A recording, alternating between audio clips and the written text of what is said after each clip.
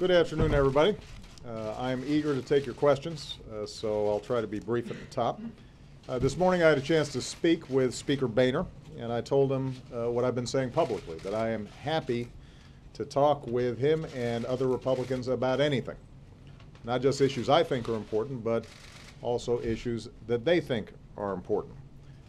But I also told him that having such a conversation, talks, negotiations, shouldn't require hanging the threats of a government shutdown or economic chaos over the heads of the American people. Think about it this way. The American people do not get to demand a ransom for doing their jobs. You don't get a chance to call your bank and say, I'm not going to pay my mortgage this month unless you throw in a new car and an Xbox. If you're in negotiations around buying somebody's house, you don't get to say, well, let's talk about the price I'm going to pay, and if you don't give me the price, then I'm going to burn down your house. That's not how negotiations work. That's not how it happens in business. It's not how it happens in private life. In the same way, members of Congress and the House Republicans in particular don't get to demand ransom in exchange for doing their jobs. And two of their very basic jobs are passing a budget and making sure that America is paying its bills. They don't also get to say, you know, unless you give me what the voters rejected in the last election, I'm going to cause a recession. That's not how it works. No American president would deal with a foreign leader like this. Most of you would not deal with either co-workers or business associates in this fashion, and we shouldn't be dealing this way here in Washington. And, you know, I've heard Republicans suggest that, well, no, this is reasonable, this is entirely appropriate, but as I've said before, imagine if a Democratic Congress threatened to crash the global economy unless a Republican president agreed to gun background checks or immigration reform.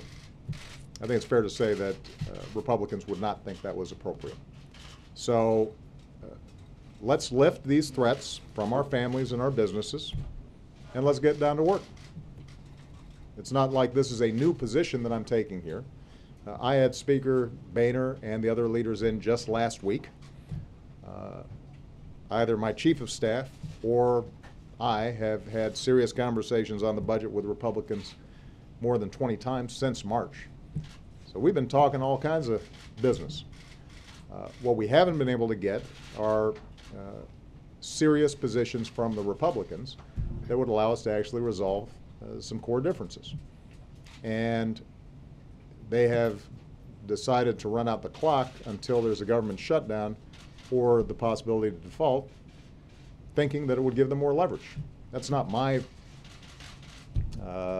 characterization. They've said it themselves. That was their strategy from the start. And that is not how our government is supposed to run. It's not just me, by the way, who has taken the position that we're willing to have conversations about anything. Senate Democrats have asked to sit down with House Republicans and hash out a budget, but have been rejected by the House Republicans 19 times. At the beginning of this year, Speaker Boehner said, what we want is regular order and a serious budget process. So Senate should pass a bill and House should pass a bill, and then a committee comes together and they hash out their differences and they send the bill to the president. Well, that's exactly what Democrats did. Except somewhere along the way, House Republicans decided they wouldn't appoint people to the committee to try to negotiate. And 19 times they've rejected that. So even after all that, the Democrats in the Senate still passed a budget that effectively reflects Republican priorities at Republican budget levels, just to keep the government open. And the House Republicans couldn't do that either. The point is, I think not only the White House, but also Democrats in the Senate and Democrats in the House have shown more than ample willingness to talk about any issues that the Republicans are concerned about. But we can't do it if the entire basis of the Republican strategy is we're going to shut down the government or cause economic chaos if we don't get 100% of what we want. So my suggestion to the Speaker has been and will continue to be, let's stop the excuses. Let's take a vote in the House. Let's end this shutdown right now. Let's put people back to work. There are enough reasonable Republicans and Democrats in the House who are willing to vote yes on a budget that the Senate has already passed. That vote could take place today. Shutdown would be over. Then serious negotiations could proceed around every item in the budget. Now, as soon as Congress votes to reopen the government, it's also got to vote to meet our country's commitments, pay our bills, raise the debt ceiling. Because as reckless as a government shutdown is, the economic shutdown caused by America defaulting would be dramatically worse. And I want to talk about this for a minute because even though people can see and feel the effects of a government shutdown, they're already experiencing it right now, there are still some people out there who don't believe that default is a real thing. And we've been hearing that from some Republicans in Congress, that default would not be a big deal. So let me explain this. If Congress refuses to raise what's called the debt ceiling, America would not be able to meet all of our financial obligations for the first time in 225 years. And because it's called raising the debt ceiling, I think a lot of Americans think it's raising our debt. It is not raising our debt. This does not add a dime to our debt.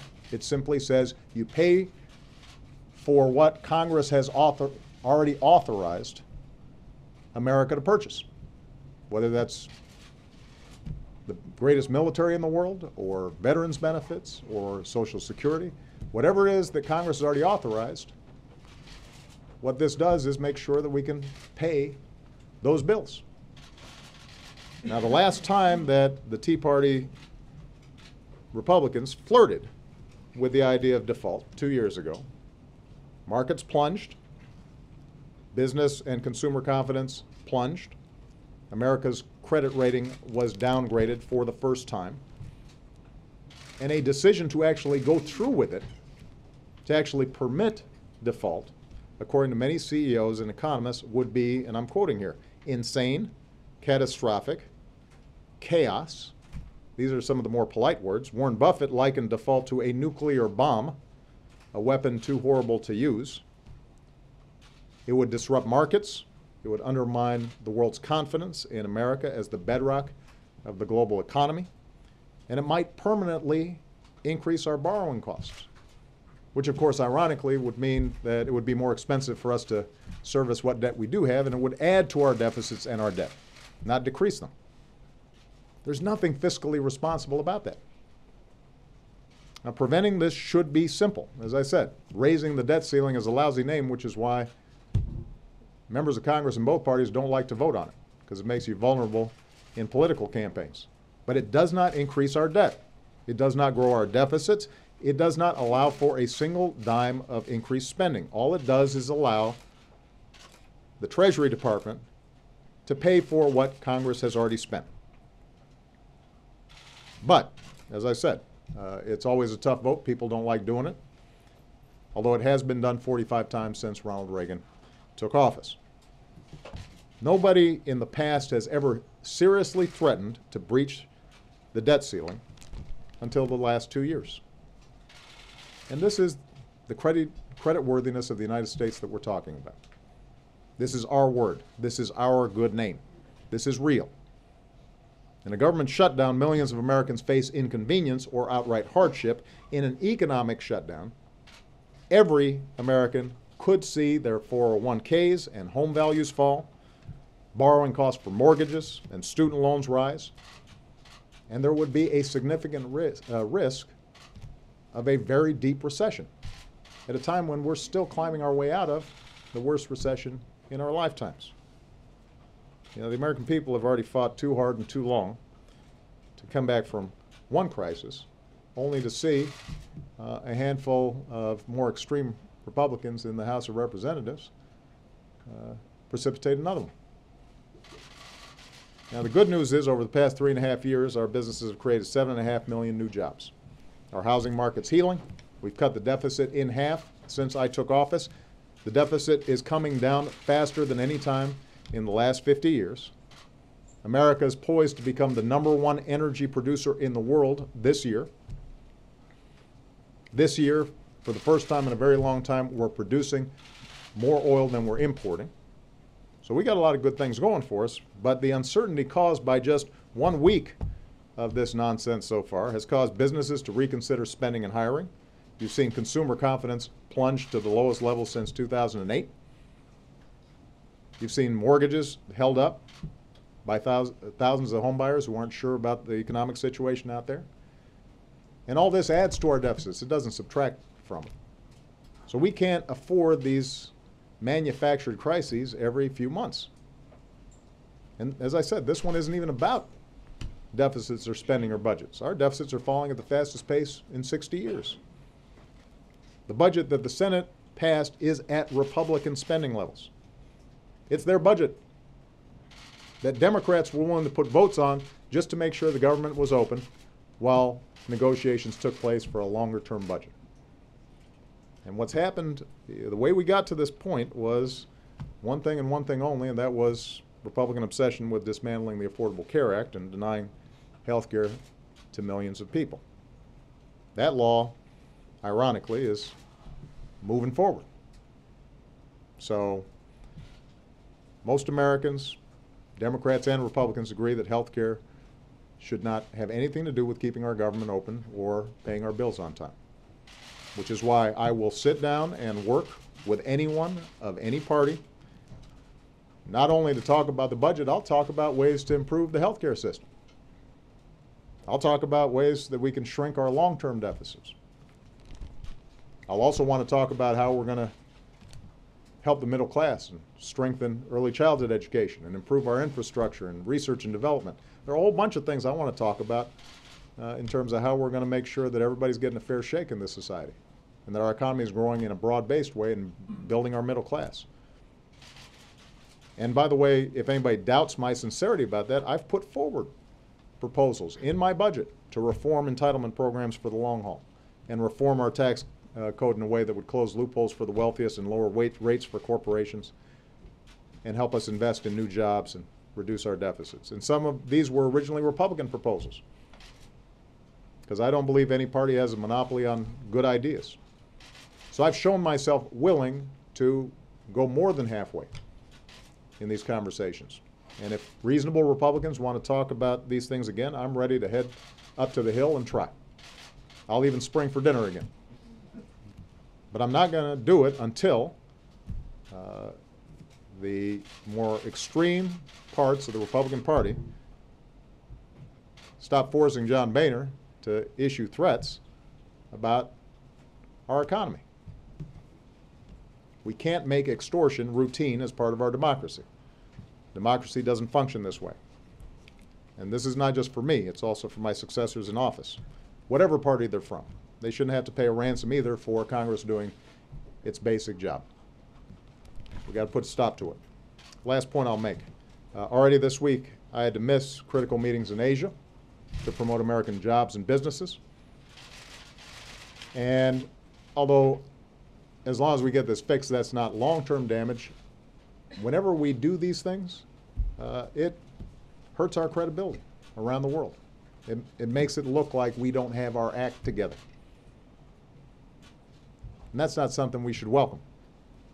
The greatest nation on earth shouldn't have to get permission from a few irresponsible members of Congress every couple of months just to keep our government open or to prevent an economic catastrophe. So let's pass a budget. Let's end this government shutdown. Let's pay our bills. Let's avert an economic shutdown. Let's drop the gimmicks, put aside what's good for any particular party, and let's focus on what's good for the American people, because they know we've got a lot of work to do. All right? So with that, let me take a couple of questions, and I will start with Julie Pace of AP. Thank you, Mr. President. Obviously, if Congress does pass a clean CR and a clean debt ceiling bill, those may just be short-term measures. If that happens, does your offer to negotiate with them on issues like health care and spending and deficit reduction still stand in the intervening weeks if they pass measures that are just perhaps 6 weeks or 2 months long? Absolutely. I mean, what I've said is that I will talk about anything. What'll happen is we won't agree on everything. I mean, the truth is that the parties are pretty divided on a whole bunch of big issues right now. Everybody understands that. And by the way, voters are divided on a lot of those issues too. And I recognize that there are some House members, Republican House members, where I got clobbered in the last election. And you know, they don't get politically rewarded a lot for being seen as negotiating with me.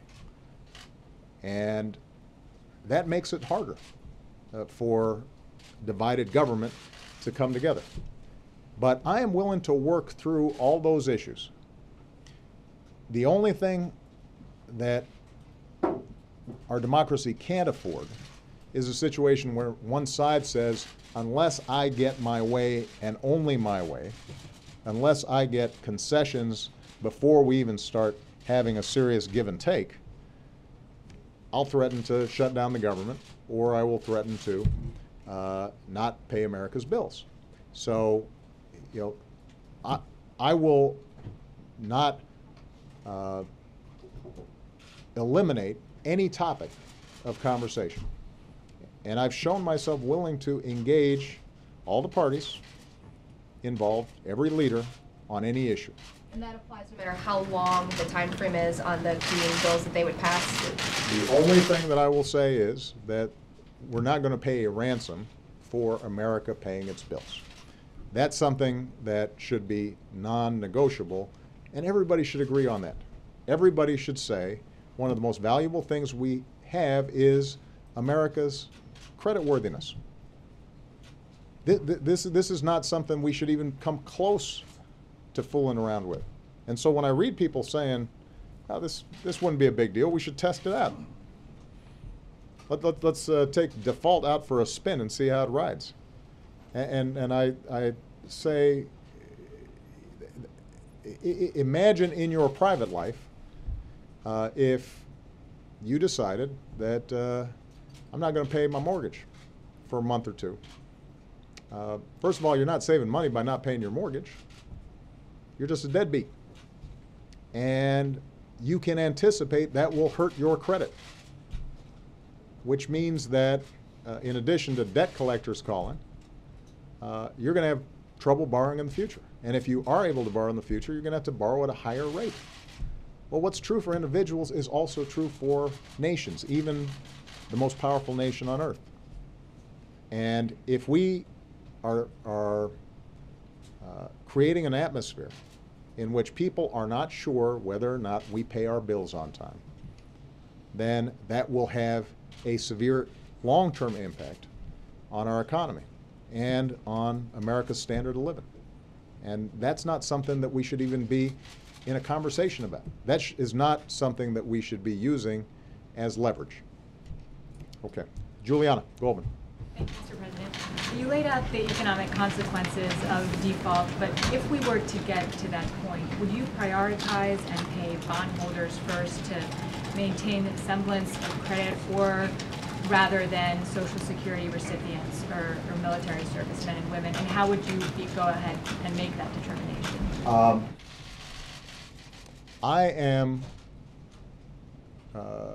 I'm going to continue to be very hopeful that Congress does not put us in that position.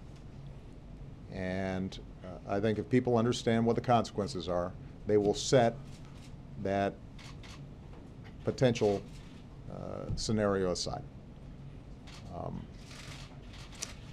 I do know that there have been some who've said that if we just pay bondholders, if we just pay people who've bought Treasury bills, that we really won't be in default because those interest payments will be made. And to them, what I have to remind them is we've got a lot of other obligations, not just people who pay Treasury bills. We got senior citizens who are counting on their Social Security check arriving on time. We have veterans who are disabled who are counting on their benefits. We have companies who are doing business for our government and for our military that have payrolls that they have to meet. And if they do not get paid on time, they may have to lay off workers. all those folks are potentially affected if we are not able to pay all of our bills on time. What's also true is if the markets are saying that we're not paying all our bills on time, that will affect our credit worthiness even if some people are being paid on time. So again, just to boil this down to personal examples. If you've got a mortgage, a car note, and a student loan that you have to pay, and you say, well, I'm going to make sure I pay my mortgage, but I'm not going to pay my student loan or my car note, that's still going to have an impact on your credit. Everybody's still going to look at that and say, you know what, I'm not sure this person's that trustworthy. And at minimum, presumably they're going to charge a higher interest rate. That's what would happen to you if you made those decisions. Well, the same is true for the federal government. So we are exploring all contingencies. I know that Secretary Lew, the Secretary of the Treasury, will be appearing before Congress on Thursday, and he can address some of the additional details about this. But let me be clear, no option is good in that scenario. There's no silver bullet. There's no magic wand that allows us to wish away the chaos that could result if, for the first time in our history, we don't pay our bills on time. And when I hear people trying to downplay the consequences of that, I think that's really irresponsible. And I'm happy to talk to any of them individually and walk them through exactly why it's irresponsible. And it's particularly funny coming from Republicans who claim to be champions of business. There's no business person out here who thinks this wouldn't be a big deal. Not one. You go to anywhere from Wall Street to Main Street and you ask a CEO of a company, or ask a small business person whether it'd be a big deal if the United States government isn't paying its bills on time. They'll tell you it's a big deal. It would hurt. And it's unnecessary. That's the worst part of it. This is not a complicated piece of business. And there's no reason why, if in fact Republicans are serious about wanting to negotiate, wanting to have a conversation, wanting to talk, there's no reason why you have to have that threat looming over the conversations. I mean, think about it. The only reason that the Republicans have held out on negotiations up until the last week or so is because they thought it was a big enough deal that they would force unilateral concessions out of Democrats and out of me. They said so.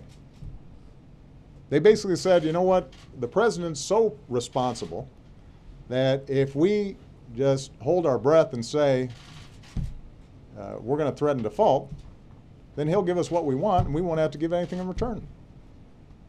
That's not, again, that's not my account of the situation. You can read statements from Republicans over the last several months who said this explicitly. And so for them now to say, well, it wouldn't be a big deal if it happens, that's not how they've been acting over the last couple of months. And if it's not a big deal, then why would I give them concessions now to avoid it? It is a big deal. And nobody should be getting concessions for making sure that the full faith and credit of the United States is retained. Sam Stein. Thank you, Mr. President. With Speaker Boehner so far unwilling to hold a vote on the clean CR, what assurances can you give to those affected by a shutdown who are concerned about an even longer impasse? And how worried are you personally that your preferred solution to this clean CR at sequestration levels may do harm to the nation's economy and your second-term agenda? Well, I mean, Sam, you're making an important point, which is what we're asking of the Republicans right now is to keep the government open at funding levels that Democrats think are very harmful to the economy and inadequate to make sure that the economy is growing faster, more people are put back to work, and the middle class is growing. We're willing to pass at least a short-term budget that opens up the government at current funding levels. It doesn't even address the harm that's been done because of sequestration. Now, the Democrats have a budget that would eliminate sequestration, this meat cleaver approach to deficit reduction, and make sure that we're adequately funding basic medical research and Head Start programs and VA programs and a whole range of things that have been really hard hit this year.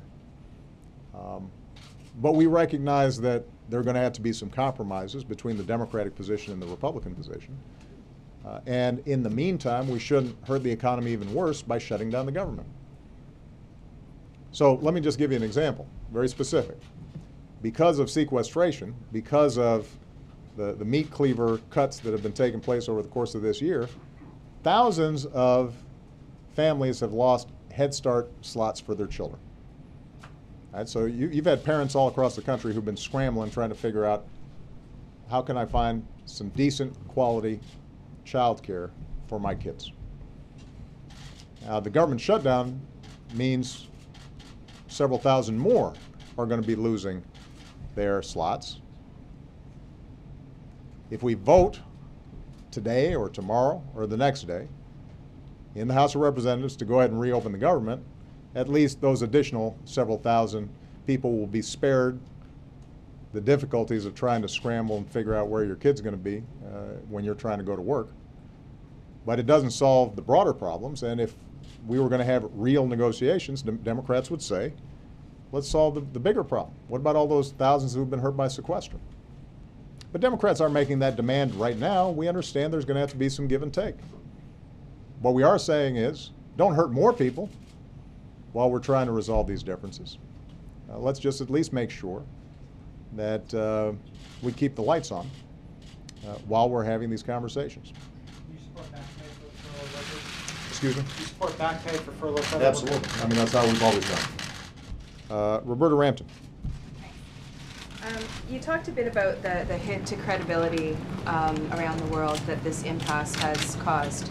I'm wondering what you and your administration are telling worried foreign creditors, China and Japan, who are calling and asking about whether the United States is going to avoid defaulting on its debt. Well, I won't disclose any specific conversations, but obviously my message to the world is the United States always has paid its bills, and it will do so again. But I think they're not just looking at what I say, they're looking at what Congress does. And that ultimately is up to Speaker Boehner. This will not get resolved. We're not going to calm creditors until they see Speaker Boehner call up a bill that reopens the government and authorizes the Secretary of the Treasury to pay our bills on time. And until they see that, there's going to be a cloud over U.S. economic credibility. But it is not one from which we can't recover. I mean, we've been through this before. Every country, every democracy in particular, has tussles over the budget, and I think most world leaders understand it. They've themselves been through it if they're in a democracy. What you haven't seen before, I think from the vantage point of a lot of world leaders, is the notion that one party in Congress might blow the whole thing up if they don't get their way. They've never seen that before. And that does make them nervous, particularly given what happened in 2011. I mean, keep in mind, we've been here before, right? We saw what happened in 2011. I think the assumption was that the Americans must have learned their lesson, that there would be budget conflicts, but nobody, again, would threaten the possibility that we would default. And when they hear members of the Senate and members of Congress saying maybe default wouldn't be that bad, I'll bet that makes them nervous. Makes me nervous. It should make the American people nervous because that's irresponsible. It is out of touch with reality. It is based on a flawed analysis of how our economy works. You cannot pay some bills and not others and think somehow that the fact that you're paying some bills protects you from a loss of credit worthiness. That's not what happens in our own personal lives. I don't know why people think that that's how it works for the United States government. Do you think you might have emergency emergency powers that you could use after any default situation? We have used a lot of our emergency powers. Jack Lew has used extraordinary measures to keep paying our bills over the last several months. But at a certain point, those emergency powers run out, and the clock is ticking. And I do worry that Republicans, but also some Democrats, may think that we've got a bunch of other rabbits in our hat. There comes a point in which, if the Treasury cannot hold auctions to sell Treasury bills, we do not have enough money coming in to pay all our bills on time. It's very straightforward. And I know there's been some discussion, for example, about my powers under the 14th Amendment to go ahead and ignore the debt ceiling law. Setting aside the legal analysis, what matters is that if you start having a situation in which there's legal controversy about the U.S. Treasury's authority to issue debt, the damage will have been done even if that were constitutional, because people wouldn't be sure. It'd be tied up in litigation for a long time. That's going to make people nervous. So a lot of the strategies that people have talked about, well, the president can roll out a big coin, and or he can resort to some other constitutional measure. What people ignore is that ultimately what matters is, what do the people who are buying Treasury bills think? And again, I'll just boil it down in very personal terms. If you're buying a house and you're not sure whether the seller has title to the house, you're going to be pretty nervous about buying it. And at minimum, you'd want a much cheaper price to buy that house, because you wouldn't be sure whether or not you're going to own it at the end. And most of us would just walk away, because no matter how much we like the house, we'd say to ourselves, last thing I want is to find out after I've bought it that I don't actually own it. Well, the same thing is true if I'm buying Treasury bills from the U.S. government, and here I am sitting here, what if there's a Supreme Court case deciding that these aren't valid, that these aren't valid legal instruments obligating the U.S. government to pay me? I'm going to be stressed, which means I may not purchase them. And if I do purchase them, I'm going to ask for a big premium. So there are no magic bullets here. There's one simple way of doing it, and that is Congress going ahead and voting. And the fact that right now there are votes, I believe, to go ahead and take this drama off the table should at least be tested. Speaker Boehner keeps on saying he doesn't have the votes for it. And what I've said is, put it on the floor, see what happens. And at minimum, let every member of Congress be on record. Let them vote to keep the government open or not. And they can determine where they stand and defend that vote to their constituencies. And let them vote on whether or not America should pay its bills or not. And if, in fact, some of these folks really believe that it's not that big of a deal, they can vote no. And that'll be useful information for voters to have. And if it fails and we do end up defaulting, I think voters should know exactly who voted not to pay our bills, so that they can be responsible for the consequences that come with it. Harry Shapiro. Thank you, Mr. President. You mentioned the Supreme Court, and the term started today with the campaign finance case that sort of picks up where Citizens United left off. You've called Citizens United devastating to the public interest, so I wonder if you could weigh in on this latest case. Well, the latest case would go even further than Citizens United. I mean, essentially, it would say anything goes. There are no rules in terms of how to finance campaigns.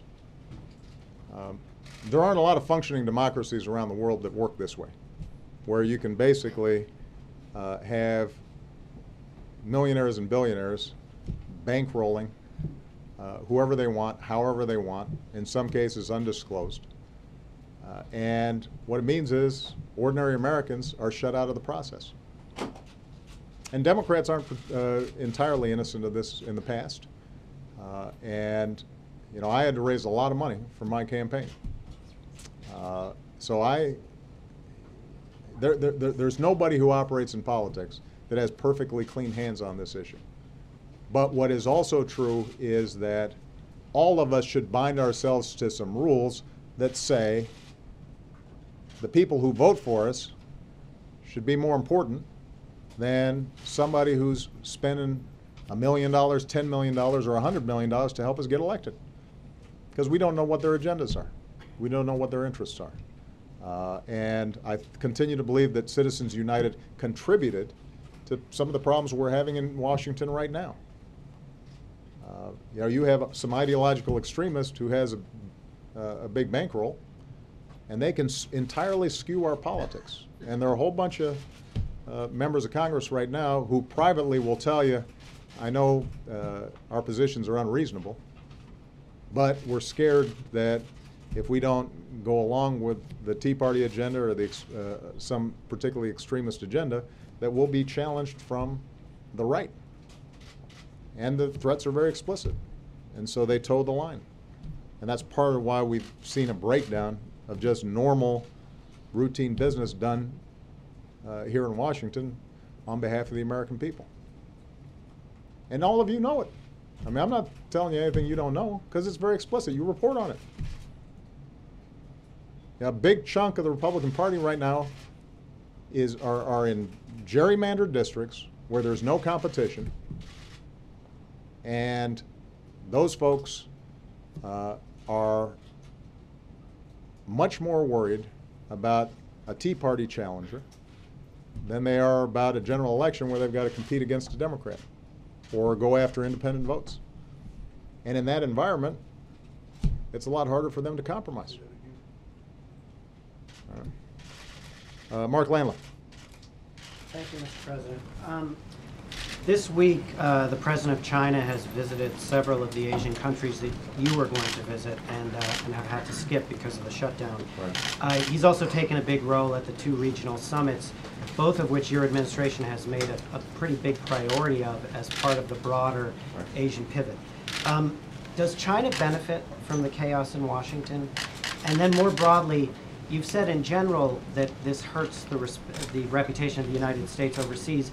Are there specific things that you can point to where you already have seen some damage? And one that occurs to me is the trade deal that you've tried to do in Asia. The leaders today announced that they still want to wrap it up, but they no longer are able to say they want to wrap it up by the end of this year. Had you been there, do you think you could have gotten that additional push? I think that's a great example, and we don't know, but it didn't help that I wasn't there to make sure that we went ahead and closed a trade deal that would open up markets and create jobs for the United States and make sure that countries were trading fairly with us in the most dynamic, fastest growing market in the world. I should have been there. But you know, I can tell you, because I had to apologize to some of the hosts countries, that they understood that the most important thing I can do for them and the most important thing I can do for the bilateral relationship in America's reputation is making sure that we reopen our government and we don't default. So I don't think it's going to do lasting damage. As I said, if we deal with this the way we should, then you know, folks around the world will attribute this to the usual messy process of American democracy, but it doesn't do lasting damage. In the short term, I would characterize it as missed opportunities. We continue to be the one indispensable nation. There are countries across Asia who have welcomed our pivot because they want to do business with us. They admire our economy. They admire our entrepreneurs. They know that their growth is going to be contingent on working with us. They care about the security environment that we help maintain, and the freedom of navigation and commerce that is so important to them. So it's not as if they've got other places to go. They want us to be there and they want to work with us.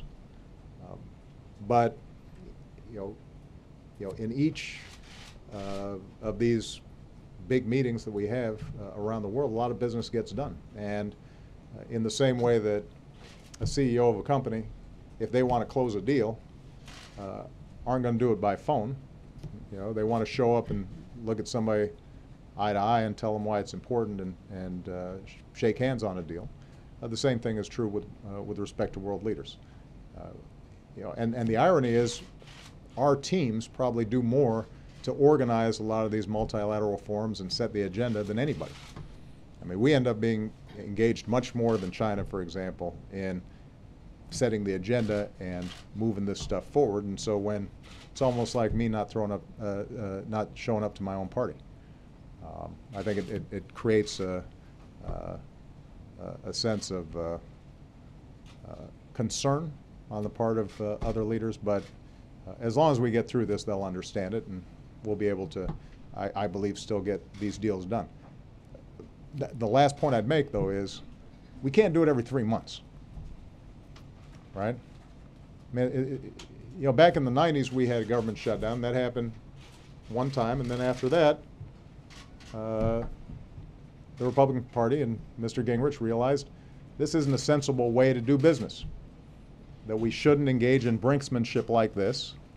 And then they started having a serious conversation with President Clinton about a whole range of issues, and they got some things that they wanted. They had to give the Democrats some things that the Democrats wanted. But it took on a sense of normal democratic process. So here we already went through this once back in 2011. And then at the end of last year, right after my election, we went through something similar with the so-called fiscal cliff, where Republicans wouldn't negotiate about taxes, despite the fact that taxes actually went up anyway, even though they refused to negotiate. And they could actually have gotten some things from us that they wanted if they had been willing to engage in normal negotiations. So we got to stop repeating this pattern. I know the American people are tired of it. And to all the American people, I apologize that you have to go through this stuff every 3 months, it seems like. And Lord knows I'm tired of it. But at some point, we've got to kind of break these habits and get back to the point where everybody understands that in negotiations there is give and there is take. And you do not hold people hostage or engage in ransom taking to get 100% of your way. And you don't suggest that somehow a health care bill that you don't agree with is destroying the republic or is a grand socialist scheme. If you disagree with certain aspects of it, tell us what you disagree with, and let's work on it. If you're concerned about long-term debt, that's a good thing to be concerned about. But don't pretend as if America's going bankrupt at a time when the deficits have been cut in half. So that's what the American people, I think, expect, is just civility, common sense, give and take, compromise. Those aren't dirty words. There's nothing wrong with them. I think the American people understand. I have flaws. Michelle will tell you. One of them is not that I'm unwilling to compromise. I've been willing to compromise my entire political career. And I don't believe that I have the answers to everything, and it's my way or the highway. But I'm not going to breach a basic principle that would weaken the presidency, change our democracy, and do great damage to ordinary people, just in order to go along with what the House Republicans are talking about. Okay. Sir, can I ask one follow-up? I did ask specifically about China, and I'm wondering whether, to what extent has our loss their gain? I'm sure the Chinese don't mind that I'm not there right now.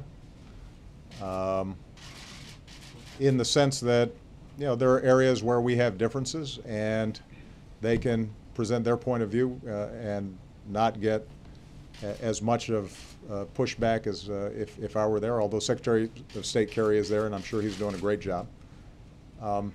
But I've also said that our cooperation with China is not a zero-sum game. There are a lot of areas where the Chinese and us agree. On trade in particular, though, here's an area where part of what we're trying to do is raise standards for example, intellectual property protection, which sometimes is a big problem in China. And if we can get a trade deal with all the other countries in Asia that says you got to protect people's intellectual property, that'll help us in our negotiations with China. Richard McGregor. Up here. There you go, Richard. Yeah, can I go back to the issue of debt prioritization? Yeah. What are your legal liabilities in this here? What is your legal advice? That foreign creditors must be paid first, particularly as it's a sovereign credit issue? Or Richard, you know what I'm going to do is I'm going to let Jack Lew, the Secretary of the Treasury, make a formal presentation on Thursday before the Senate committee, because this is obviously sensitive enough, and I think people would be paying close enough attention that details count. And I think prepared remarks from Secretary Lew on that topic would probably be more appropriate. But as I indicated before, we plan for every contingency. So obviously, you know, worst case scenario, there are things that we will try to do. But I will repeat, I don't think any option is good.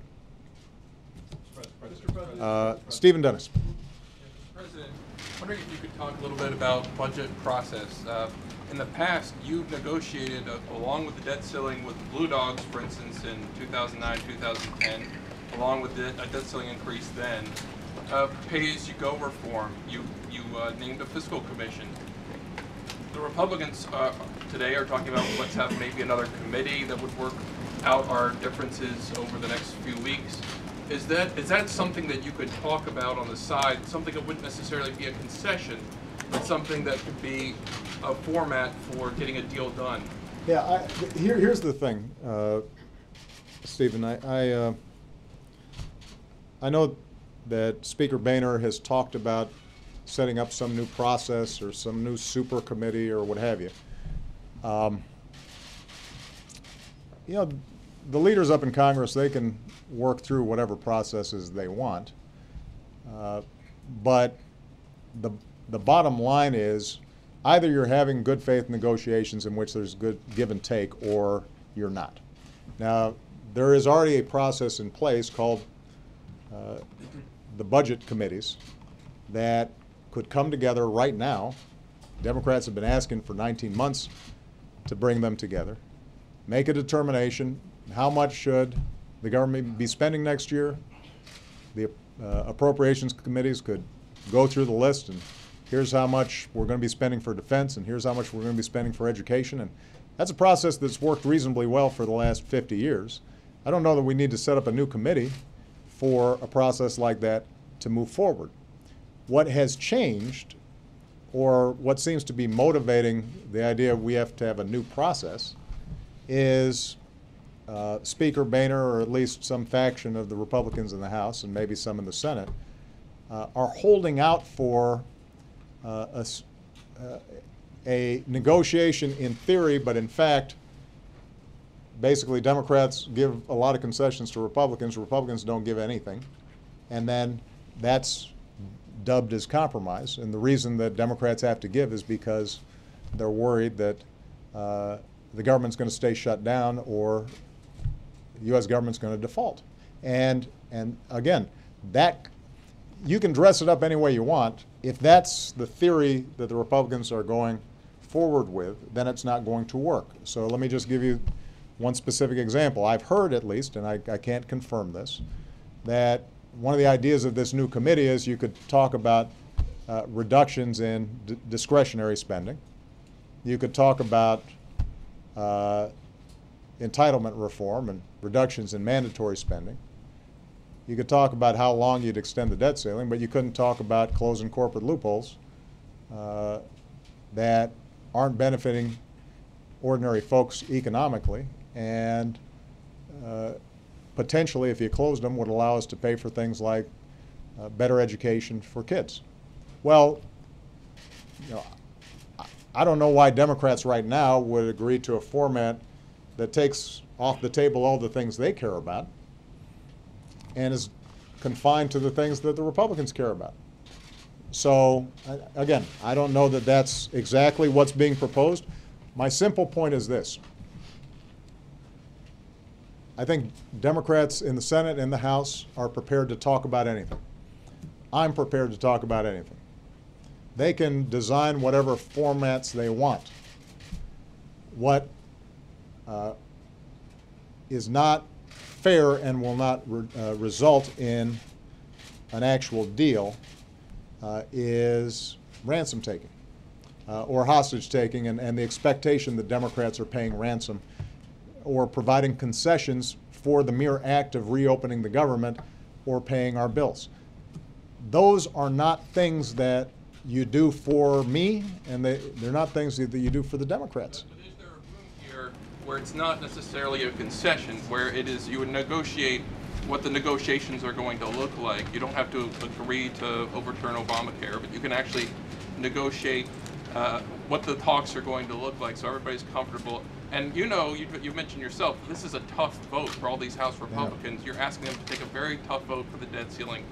Usually people in both parties want to have some cover, something that they can point to and say, which is hey, fine. I want some budget process reform before I approve another $1 trillion in debt.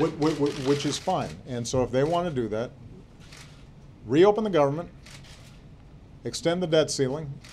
If they can't do it for a long time, do it for the period of time in which these negotiations are taking place. Why is it that we've got hundreds of thousands of people who aren't working right now in order for what you just described to occur? That doesn't make any sense. The Small Business Administration gives out $1 billion worth of loans every month to small businesses all across the country. That's not happening right now. So there are small businesses in every state that are counting on a loan to get their business going, and you've got the party of small business saying Small Business Administration can't do it. That's what they call themselves. And yet, they're suffering. You've got farmers who are waiting for loans. Right now, those loans cannot be processed. The Republican Party says the party that looks out for farmers. I happen to disagree. I think farmers done real good under my administration, but having said that, why would you keep the government shut down and those farmers not getting their loans while we're having the discussions that you just talked about? You know, the Republicans say they're very concerned about drilling.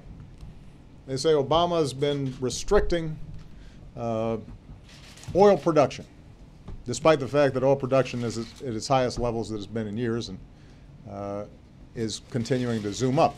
But they say, you know, the Democrats are holding back oil production in this country. Well, you know, one of the things that happens when the government's shut down is new drilling permits aren't processed. So why would the Republicans say to the folks who are interested in drilling for oil, sorry, we can't let those things be processed until we have some negotiations and we have some cover to do what we're supposed to be doing anyway? That doesn't make sense. If there's a way to solve this, it has to include reopening the government and saying America's not going to default, it's going to pay our bills. They can attach some process to that that gives them some certainty that, in fact, the things they're concerned about will be topics of negotiation. If my word's not good enough, but I've told them I'm happy to talk about it. But if they want to specify all the items that they think need to be topic of conversation, happy to do it. They want to say, you know, part of that process is we're going to go through line by line all the aspects of the president's health care plan that we don't like, and we want the president to answer for those things. I'm happy to sit down with them for as many hours as they want. I won't let them gut a law that is going to make sure tens of millions of people actually get health care, but But I'm happy to talk about it. All right? Stephen Collins. I'm just going through my list, guys. Talk to Jay. The operations in Africa this weekend suggest that the continent is now the central front in the campaign against terrorism. And if we're going to see U.S. military operations all around the continent, how does that square with your contention that America cannot be at war forever? Well, if you look at the speech I gave at the National Defense College several months ago, I outlined how I saw the shift in terrorism around the world and what we have to do to respond to it.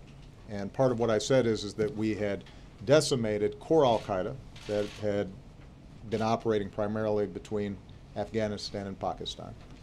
But you now had these regional groups, some of which are explicitly tied to al-Qaeda or that ideology, some of which are more localized.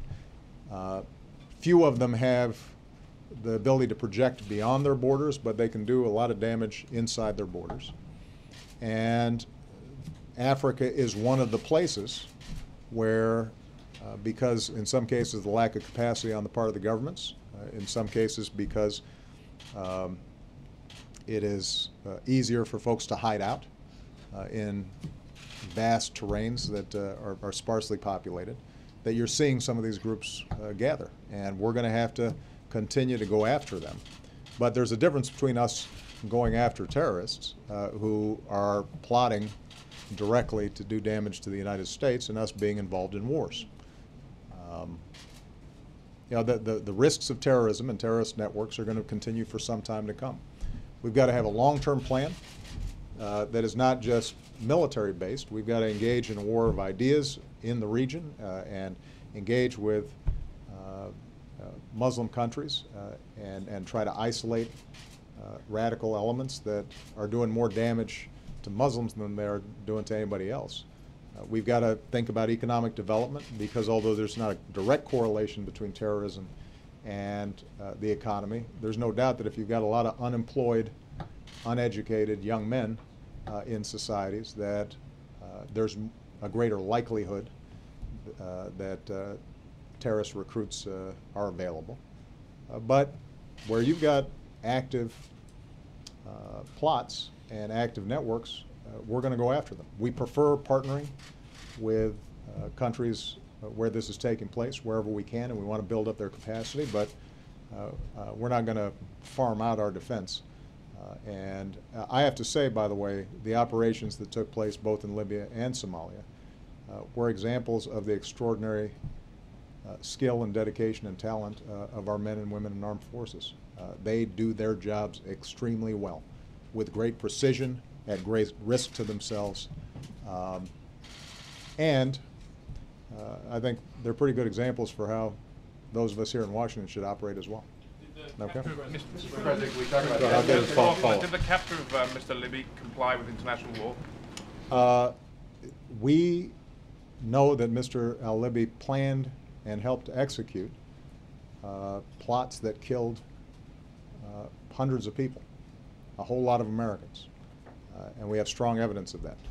And he will be brought to justice. Mark Knoller. Mr. President, while you're waiting for the shutdown to end, why is it that you can't go along with any of the bills the House is passing, funding the FDA and FEMA, where you were yesterday, and veterans benefits and Head Start? You've got to be tempted to sign those bills and get funding to those programs that you support. Of course I'm tempted, because you'd like to think that you could solve at least some of the problem if you couldn't solve all of it. But here's the problem. What you've seen are bills that come up wherever Republicans are feeling political pressure, they put a bill forward. And if there's no political heat, if there's no television story on it, then nothing happens. And if we do some sort of shotgun approach like that, then you'll have some programs that are highly visible get funded and reopened, like national monuments, but things that don't get a lot of attention, like those SBA loans not being funded. And you know, we don't get to select which programs we implement or not. You know, there are a whole bunch of things that the Republicans have said are law that we have to do. And I don't get a chance to go back and say, you know what, this cockamamie idea that this Republican congressman came up with, I really don't like, so let's not implement that.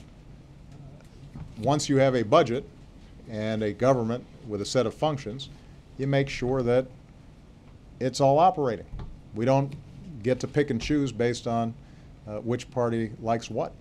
So, you know, that's where the budget discussions take place. Now, if there's some things that the Republicans don't like, they should argue for eliminating those programs in the budget, come with an agreement with the Democrats. Maybe the Democrats will agree, and those things won't be funded. But you don't do a piecemeal approach like that when you're dealing with a government shutdown, okay? Do that on the All right, military death gratuity? On the all military death gratuity? The, Death benefit. How about the I'm going to take one more question, and right here, you've been, Mr. President. your hand persistence has worked. Mr. President, you talked about the political dynamics that leave House Republicans feeling that they don't want to negotiate with you, they don't want to come together. I wanted to ask you two things about that. Looking back at the 2011 default discussions of the budget drama, is there anything that you wish that you had done differently in 2011? And after this, what you call this nonsense is ended, what do you expect the political dynamics how will they have changed to move forward? No, I think it's an interesting question.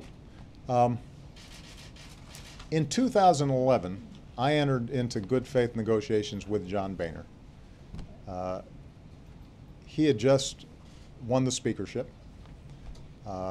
It was at a time when, because we were still responding to the recession, deficits were high, people were concerned about it, and I thought it was my obligation to meet him halfway.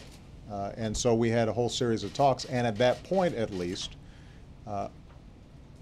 nobody had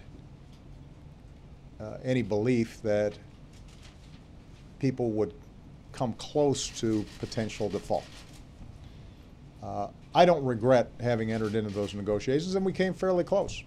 And whenever I see John Boehner to this day, I still say, should have taken the deal that I offered you back then, which would have dealt with our long-term deficit problems, would not have impeded growth as much, would have really boosted confidence. But at that time, I think House Republicans had just taken over. They were feeling their oats and thinking, we don't have to compromise. And we came pretty close to default. And we saw the impact of that. I would have thought that they would have learned the lesson from that, as I did, which is we can't put the American people and our economy through that ringer again. So that's the reason why I've been very clear.